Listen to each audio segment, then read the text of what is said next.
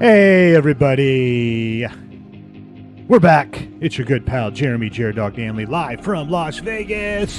About to go live with Double T for another edition of Bar Comedy USA News. Today I'll be giving a shout out to all the comedy mentors of the world. So stand by.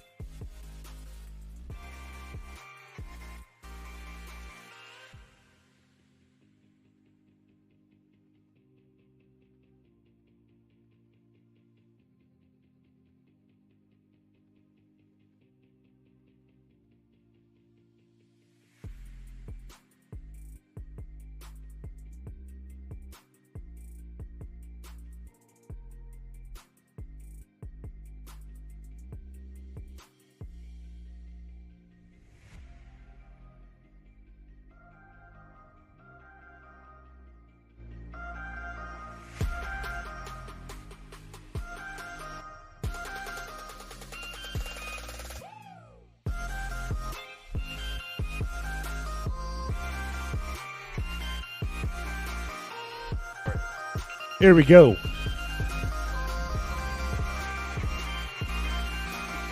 Rockford's home for classic rock, 96.7 The Eagle. Good morning. It is Double T. It's time for Bar Comedy USA News with comedian Dog.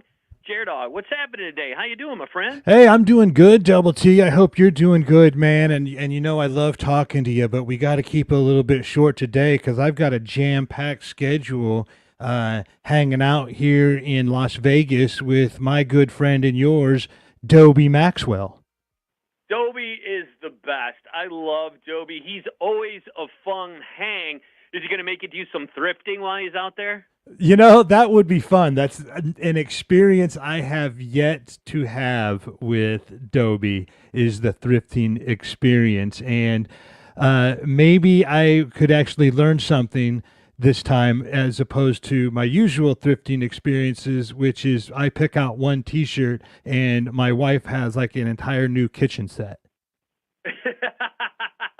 He's great. I've gone with him a bunch of times. He'll come into Rockford and we'll bounce around to the different thrift stores and stuff. I learned so much from hanging out with him, you know, and I'm sure you've learned a lot from Dobie through the years, wouldn't you say? Yeah, 100%. You know, I don't know if this is something that we've ever talked about before, but Dobie is one of my original mentors in the comedy game, going all the way back to 2002.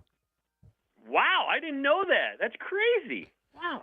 Yeah, man, I was only like 7 years in comedy. I was just starting out on the road, say nationally, and didn't really know what I was doing. I mean, who ever really knows what they're doing? But I did. I had just moved to Chicago, and I'd heard of this guy, Dobie Maxwell, that taught comedy classes at Zany's Comedy Club. And that's really cool. And yeah, it was really cool. Now, I wasn't smart enough at that time to sign up for those classes. Of course. Why would you sign up for class? You don't like school. No, hell no. I got into comedy to avoid the responsibility of homework and things like that. You know, I'm already doing this and making money at it. Like, why do I need to learn how to do it, you know? Why? Of course. Yeah. You bomb a few times and that'll tell you why. Is that something? Do most comedians try to take some sort of comedy class at some point in their career, especially early on? I'm not really sure if they do or don't what most comedians do early on, just because most comedians early on don't even stick around 6 months later. You Yeah, know, that's true. They probably fall out pretty quick once they find out the reality of the whole business. Absolutely. And when I found out the reality of the business was a cold, hard winter night in Duluth, Minnesota. And I had drove up there, took, 8 hours. I had just moved to Chicago. I think it actually took longer than that. I think it was like maybe 11 or 12 hours from Chicago through Wisconsin winter. Right, of course. And I rolled in, and none other than Dobie Maxwell was the headliner act. And so I go, well, this is the perfect opportunity. I don't have to go to Zany's and take the guy's class. I'll pick his brain right there. I'll pick his brain right here. He can actually see 30 minutes of my material and let me know what I'm doing right, what I'm doing wrong. So I hand him over my notebook, which is actually a pretty big favor, to go into a new venue to meet a brand new headline act that's been in the game for a couple of decades at that point, and ask to pick his brain. What do you think of my act? And Double T, how many times I've told the opening act they were funny just so I could get the hell out of the club? Probably all the time. All the time. I'm not the pay it forward kind of guy like Dobie is. There are a lot of comedians who are like, hey, Dog, what do you think of my act? I'm like, I don't think of your act. I think of my act. Yeah. But Dobie is a much better human being than I am. Of course, yes. Dobie actually has a heart that had not been frozen over by the Minnesota cold. And he took my notebook, he took my ink pen, and watched my entire 30 minutes before he went on stage. I get off stage, I go to the bar, and the notebook was full of great ideas that Double T I immediately began using. And a lot of the suggestions that he had actually became mainstay components of what became known as the Dog Comedy Experience. Wow, that's amazing. That is so cool. I mean, you don't hear stories like that in comedy. No, you really don't. When you ask a lot of comedians what their inspiration in comedy is, a lot of times you start hearing them rattle off what they consider to be the Mount Rushmore of comedy. You hear George Carlin thrown out there. You hear Sam Kinison. You hear Richard Pryor named, etc. The list goes on and on. For me, the real inspirations in my comedy career have been the guys nobody's ever really heard of.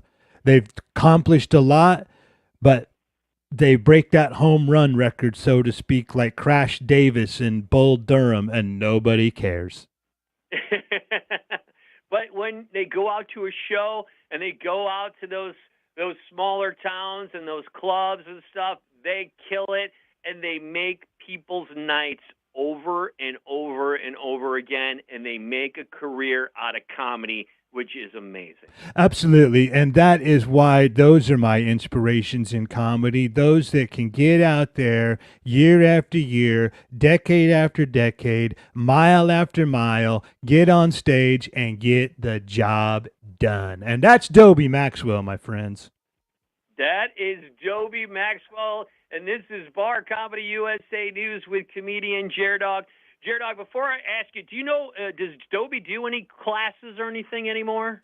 We are actually working together on something new, and it's called speakfunnier.com, where you can go, anybody that wants to add more humor into their lives in any way, shape, or form, even if you're not pursuing a comedy career or would be caught dead on stage.